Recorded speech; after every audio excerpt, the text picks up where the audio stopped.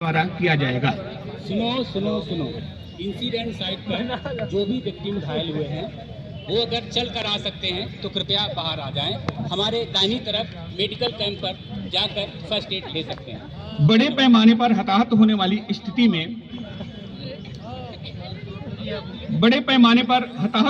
स्थिति में या बड़ी दुर्घटनाओं एवं आपदाओं में सबसे पहले ज़्यादा ज़रूरत वाले और सबसे ज़्यादा बचने की जिनकी अच्छी संभावना होती है ऐसे मरीजों को इलाज में प्राथमिकता देने की प्रक्रिया को ट्रायज कहा जाता है।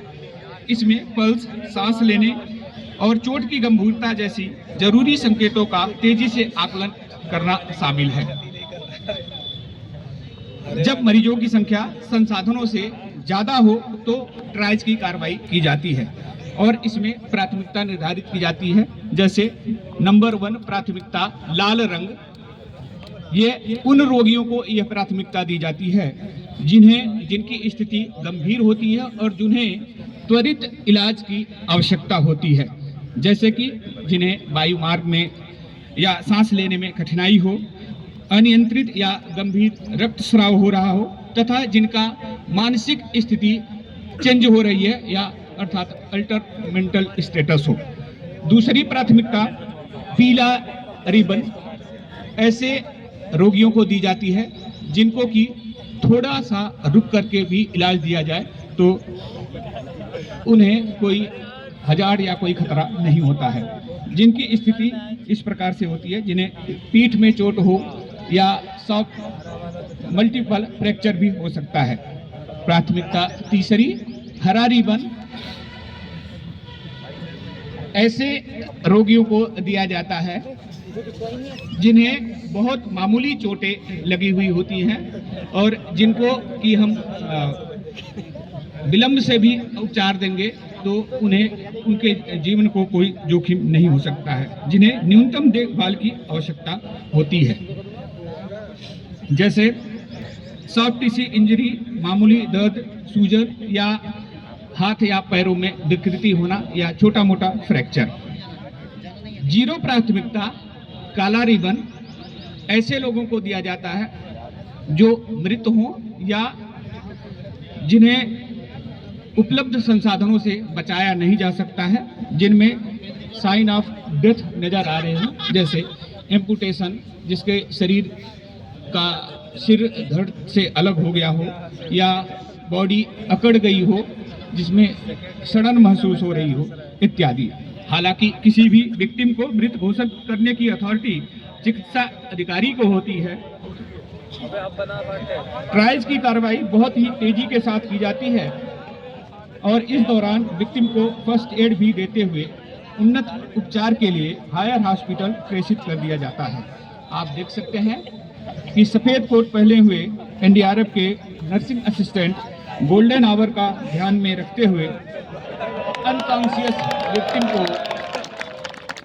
हैंडल कर रहे हैं तथा शेष रेस्क्यूअर इमरजेंसी मूव एवं नॉन इमरजेंसी मूव के द्वारा मेडिकल पोस्ट तक ले जा रहे हैं। आप देख रहे हैं कि 2 महिला रेस्क्यूअर एक महिला विक्टिम को सहायता देते हुए मेडिकल पोस्ट तक ले जा रही हैं।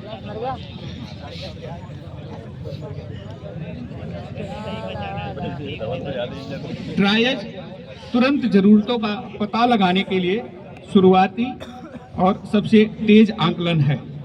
ट्रायज मरीज की स्थिति में बदलाव की निगरानी के लिए लगातार गहराई से दोबारा मूल्यांकन भी किया जा सकता है। यदि किसी विक्टिम का पल्स और ब्रीदिंग एब्सेंट है तो उसे सीपीआर दिया जाता है। सीपीआर की कार्रवाई हम आपको आगे प्रदर्शित करके दिखाएंगे। जो विक्टिम कॉन्शियस होते हैं उनको बीपी डॉग के माध्यम से फिजिकल असेसमेंट किया जाता है। BP dog bleeding, painful, deformity, open injury तथा क्रिप्टस साउंड है। पूरे फिजिकल असेसमेंट के दौरान इन सभी चीज़ों को देखा जाता है और इनमें से जो भी सिम्टम्स उपस्थित होते हैं उनको जब हम हैंड ऑफ रिपोर्ट बनाते हैं तो उसमें मेंशन करते हैं, जिससे कि उनके फर्दर ट्रीटमेंट को यथाशीघ्र किया जा सके।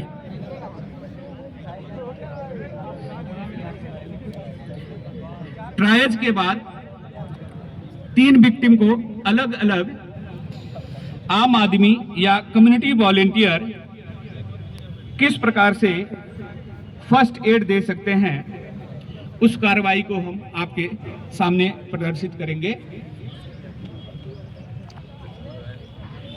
स्टेशन नंबर 1, अत्यधिक रक्तस्राव को रोकने की प्रक्रिया।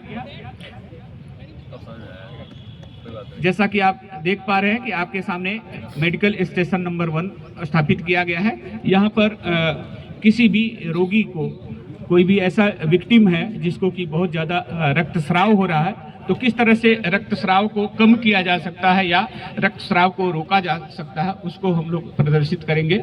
स्टेशन नंबर 2 है, जहाँ पर कोई ऐसा विक्टिम है जो कॉन्शियस है, जिसको मल्टीपल फ्रैक्चर है, और अगर हम इनको बिना स्प्लिंटिंग के या बिना स्टेबलाइजेशन के इनको हम फर्दर ट्रीटमेंट के लिए हॉस्पिटल ट्रांसपोर्ट करेंगे तो उनकी हम इंजरी को और न जानते हुए उनको बढ़ा देंगे।